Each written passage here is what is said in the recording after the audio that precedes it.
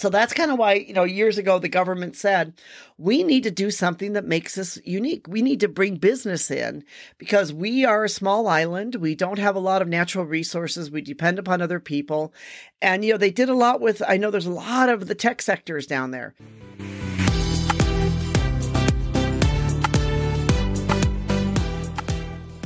Hi, this is Anita from the Dusty Roads podcast, where it's all about living your life as a global citizen. In this podcast and in our blog, we believe that we should all live our life as a global citizen. And that doesn't mean you have to travel and you have to go around the world. In fact, today you can virtually go to so many places. My mother is pretty much homebound, but the other day, my sister who had lived in Germany, we got talking about where she lived in Germany. I said, let's go on to Google Maps. Let's check it out. I went on to Google Maps 3D view, and we went all over the world in an afternoon. We were in Germany. We were in Vietnam. We were in Sweden. Yesterday, we were in London. So really living your life as a global citizen is not about that you really have to travel, because there may be some of you out there who are listening that are, for whatever reason, aren't able to travel. But you can still live your life as a global citizen without having to travel. So that's kind of a lot of what this podcast is about. So today we're going to go to a country called Singapore. And those of you that don't know Singapore is really quite an interesting and dynamic place. And we're going to sort of answer the question, is Singapore a socialist or capitalist country? And this actually is a question that a lot of people ask online. It seems like they feel like it's either or. A country is either socialist or it's capitalist. Where the truth is, most countries have a mixed economy, including the United States. So here's a few things about Singapore that maybe you did not know about, and hopefully will give you a better appreciation for this wonderful island state. I have been to Singapore a couple times. It's a lovely place, a great mixed economy between a lot of different type of cultures and people. It really is a fascinating place to visit if you're able to go there. But Singapore is considered to be number one in the world for freedom. It's considered a mixed economy, which means that it's both capitalist and socialist, but it's also considered to be number one in the world for freedom. And when they look at freedom, they look at a few things.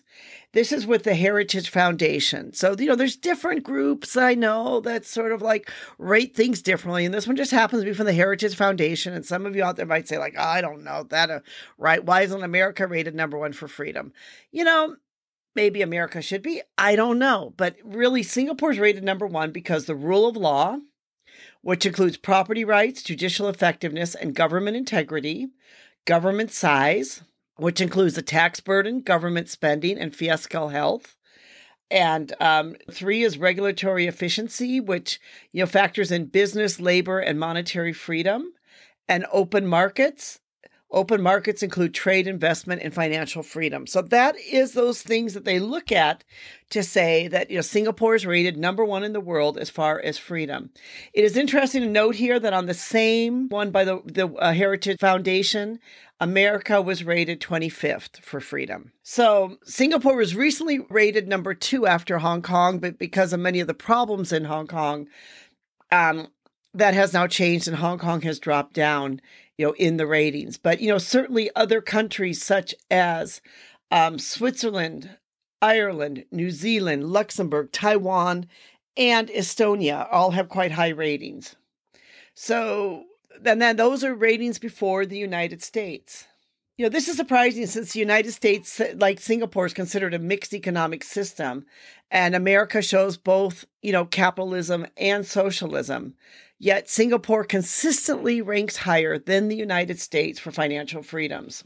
And as we mentioned before, Singapore has a mixed economic system. These ratings do not mean that Singapore is completely a capitalist country, because there's really no real 100% capitalist countries in the world. Most countries are considered mixed. Even the United States is considered mixed. Having a mixed economy, and here's what the definition is. A mixed economic system is a system that combines aspects of both capitalism and socialism. A mixed economic system protects private property and allows a level of freedom in the use of capital, but also allows for governments to intervene in economic activities in order to achieve social aims. So that's basically what the definition is. Singapore is also a relatively small country with just about 5 million people. So you think about that, that's like one major city in the United States.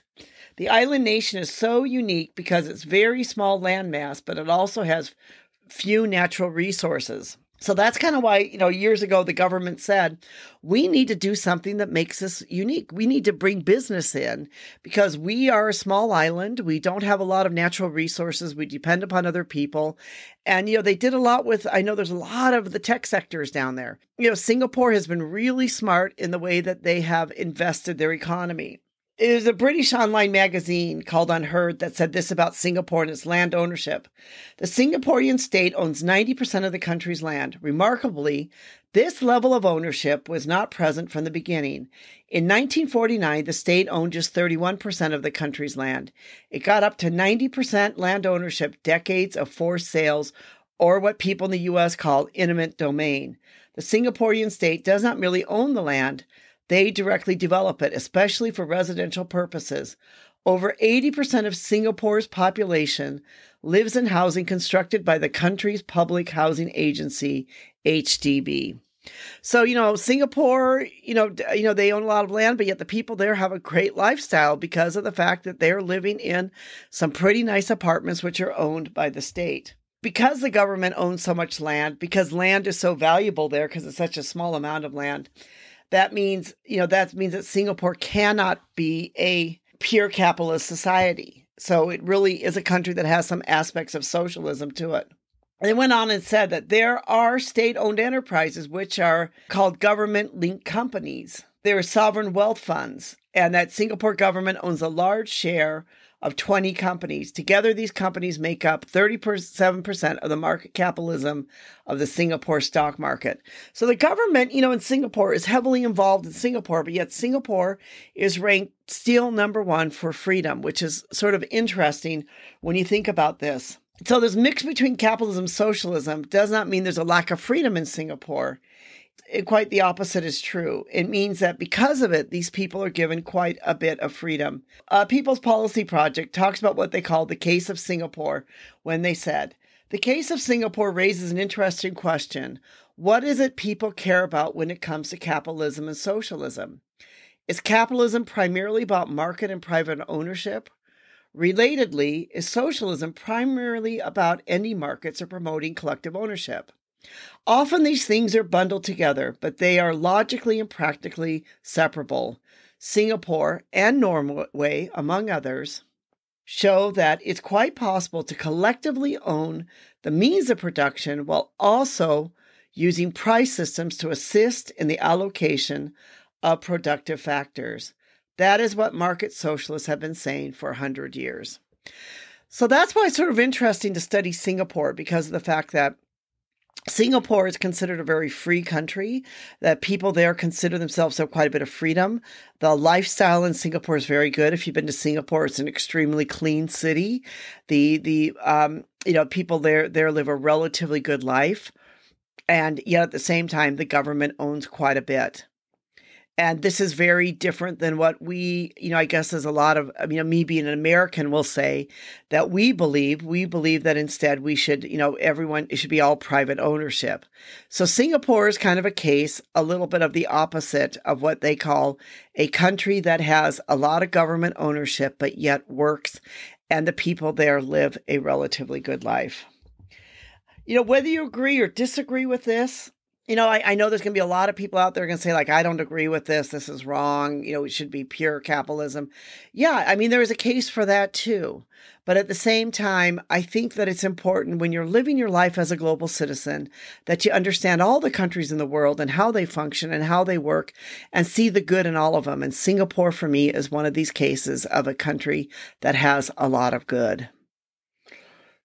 This is Anita from Dusty Roads Podcast. Thank you so much for listening. We're going to put a link to our blog about a Singapore capitalist country in our description in case you're interested in it, would like to be able to learn more about it. Thank you so much for listening and being part of our community. If you like it, give us a thumbs up. We'd love to have you subscribe. And also, we'd like to thank you, our listeners. We know without you, it's not possible. And we'd love to thank our team, specifically Rico, for helping to make this all possible.